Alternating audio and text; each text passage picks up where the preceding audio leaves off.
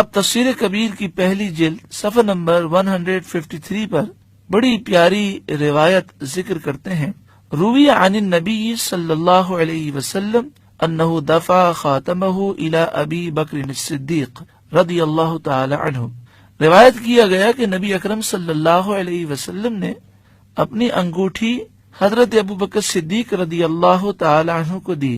فقال، پھر فرمایا، اکتب فیہ لا الہ الا اللہ، اس میں لا الہ الا اللہ لکھوا لو. فدفعہ الی النقاش وقال اکتب فیہ لا الہ الا اللہ محمد الرسول اللہ. حضرت صدیق اکبر وہ انگوٹھی لے کر نقاش کے پاس گئے اور اس سے کہا کہ اس میں لکھو لا الہ الا اللہ محمد الرسول اللہ. فكتب النقاش فيه ذلك فأتى ابو بکر بالخاتم الى النبی صلی اللہ علیہ وسلم. نقاش نے لکھ دیا، پھر وہ انگوٹھی لے کر حضرت ابو بکر صدیق نبی اکرم صلی اللہ علیہ وسلم کی بارگاہ میں آئے. فرآ النبی فیہ لا الہ الا اللہ محمد الرسول اللہ ابو بکر الصدیق. سرکار دو عالم صلی اللہ علیہ وسلم نے دیکھا کہ انگوٹھی میں لکھا ہے لا الہ الا اللہ محمد الرسول اللہ ابو بکر الصدیق، کہ ابو بکر صدیق ہیں. فقال، تو سرکار دو عالم صلی اللہ علیہ وسلم نے فرمایا یا ابا بکر ما هذه الزوائد. آپ نے فرمایا اے ابو بکر یہ اضافہ کیسا ہے؟ فقال ابو بکر، حضرت صدیق اکبر رضی اللہ تعالی عنہ نے عرض کی یا رسول اللہ ما ردیت ان افرق اسمک ان اسم اللہ. یا رسول اللہ میں اس پر راضی نہ ہوا کہ میں اللہ کے نام سے آپ کے نام کو جدا کروں. تو میں نے نقاش سے کہا کہ لا الہ الا اللہ کے ساتھ محمد الرسول اللہ بھی لکھ دو. وَأَمَّا الْبَاقِي فَمَا قُلْتُهُ، اور جو آگے ابو بکر الصدیق لکھا ہے یہ میں نے نہیں کہا تھا. وَخَجَلَ ابو بکر، حضرت ابو بکر صدیق رضی اللہ تعالی عنہ کو بڑی شرمندگی محسوس ہوئی. فجاء جبریل علیہ السلام وقال یا رسول اللہ، تو حضرت جبریل حاضر خدمت ہوئے اور عرض کی یا رسول اللہ اما اسم ابی بکر فکتبتہ انا. یا رسول اللہ ابو بکر کا نام میں نے لکھا ہے لأنه ما رضی ان یفرق اسمک عن اسم اللہ فما رضی اللہ ان یفرق اسمہ عن اسمک. جب وہ اس بات سے راضی نہ ہوئے کہ اللہ کے نام سے آپ کا نام جدا ہو تو اللہ نے بھی یہ پسند نہ فرمایا کہ آپ کے نام سے ابو بکر صدیق کا نام جدا ہو. یعنی جو آدمی جس کا ذکر کرتا ہے اس کا معاملہ اسی کے ساتھ رکھا جاتا ہے. تو جب بار بار اللہ کا نام ہم ذکر کریں گے تو اللہ کی رحمت ہمارے شامل حال ہوگی. پھر فرمایا دنیا کے سارے کام حقیقت میں انسان کے لیے زہر قاتل ہیں کیونکہ یہ رب تعالی سے غافل کرنے والے ہیں اور اس کا تریاق رب کا نام ہے. تو جو انسان رب کے نام سے سارے کام شروع کرے گا خدا چاہے تو اس کا کوئی کام غفلت پیدا نہ کرے گا. جب کوئی فقیر کسی امیر کے دروازے پر جاتا ہے تو بھیک مانگنے کی غرض سے اس کی تعریف شروع کر دیتا ہے.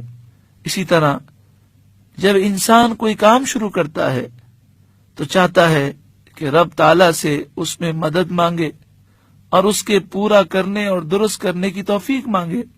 تو وہ کہتا ہے بسم اللہ الرحمن الرحیم، اللہ کے نام سے شروع جو رحمان ہے رحیم ہے، بہت ہی زیادہ مہربان، بہت رحم کرنے والا.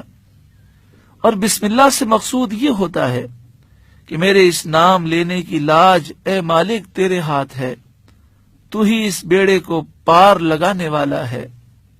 پھر اس موقع پر مفتی احمد یا خان نعیمی علیہ رحمہ نے اپنا نام لکھا اور فقیر حقیر احمد یار لکھا. تو انہی کی ادا کو ادا کرتے ہوئے میں عرض کرتا ہوں فقیر حقیر محمد آصف عبداللہ قادری رضوی اپنے رب قدیر کی بارگاہ میں اس کے محبوب صلی اللہ علیہ وسلم کا واسطہ پیش کرتا ہے کہ مولا کہاں مجھ جیسا ضعیف البیان انسان اور کہاں تفسیر قرآن تیرے ہی نام سے اور تیرے ہی بھروسے پر اس کام کو شروع کیا ہے، تو ہی اس کو درست فرمانے والا ہے اور بخیر و خوبی انجام پر پہنچانے والا ہے۔ پھر تفسیر نعیمی میں فرمایا انسان کو چاہیے کہ ہر وقت اپنی عاجزی، کمزوری، نیاز مندی اور رب تعالی کی قدرت، رحمت اور بے نیازی پر نگاہ رکھے، تاکہ بڑے سے بڑا کام کرنے پر بھی اس کے دل میں یہ غرور پیدا نہ ہو کہ میں نے اتنا بڑا کام کر لیا، بلکہ یہ خیال رکھے کہ جو کچھ کیا رب نے کیا، اس کا فضل تھا کہ مجھ سے کرا لیا۔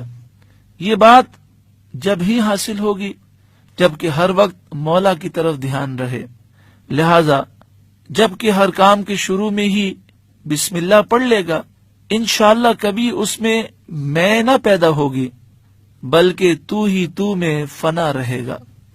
تفسیر کبیر جز اول صفحہ نمبر 152 پر امام فخر الدین محمد بن ضیاء الدین عمر رازی آپ لکھتے ہیں روی ان فرعون قبل ان یدعی الالہیہ بنا قصرا، روایت کیا گیا کہ فرعون نے خدائی کے دعوے سے پہلے ایک محل بنایا، وَأَمَرَ أَن يُكْتَبَ بِسْمِ اللَّهِ عَلَى بَابِهِ الْخَارِجِ، اس نے حکم دیا کہ بیرونی دروازے پر بسم اللہ لکھی جائے۔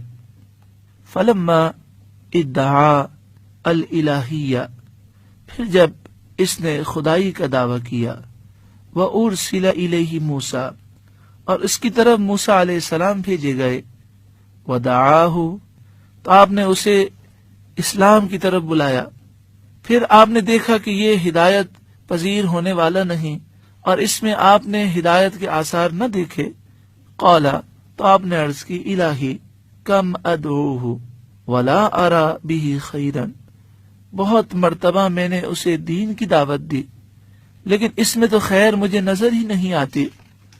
فقال تعالی، تو اللہ تعالی نے ارشاد فرمایا، یا موسیٰ لعلک ترید اہلاکہ، اے موسیٰ آپ اسے ہلاک کرنا چاہتے ہیں، انت تنظر الی کفرہ، آپ تو اس کے کفر کو دیکھ رہے ہیں، وانا انظر الی ما کتبہ علی بابہ، اور میں نظر فرماتا ہوں اس چیز کی طرف جو اس کے دروازے پر لکھی ہے، یعنی جو بسم اللہ اس کے دروازے پر لکھی ہوئی ہے۔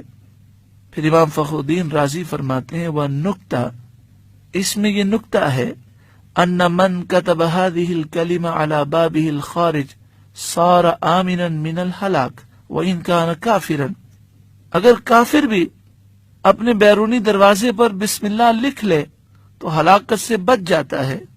فالذی کتبہ علی سویداء قلبہ من اول عمرہ الی آخرہ کیف یکون حالہ، تو وہ مومن جس نے اپنے دل کی گہرائیوں میں ساری زندگی بسم اللہ کو لکھ کر رکھا اور ہر کام سے پہلے وہ بسم اللہ پڑھتا رہا، تو اس کا کیا حال ہوگا، وہ کیوں برکتوں اور رحمتوں سے محروم ہوگا۔ تفسیر کبیر جلد اول صفحہ نمبر 153 پر ہے، ان نوح علیہ السلام لما رکب السفینہ قال بسم اللہ مجریہا ومرساہا، حضرت نوح علیہ السلام جب کشتی میں سوار ہوئے تو آپ نے کہا، جیسا کہ سورہ ہود آیت نمبر 41 میں ہے، بسم اللہ مجریہا ومرساہا، اللہ کے نام کے ساتھ اس کشتی کا چلنا ہے اور ٹھہرنا ہے۔ فوجد النجاۃ بنصف هذه الکلمہ، تو اس آدھے کلمے کی برکت سے انہوں نے نجات پالی، یعنی بسم اللہ الرحمن الرحیم میں سے صرف آپ نے بسم اللہ کہا تو پوری کشتی نے نجات پالی۔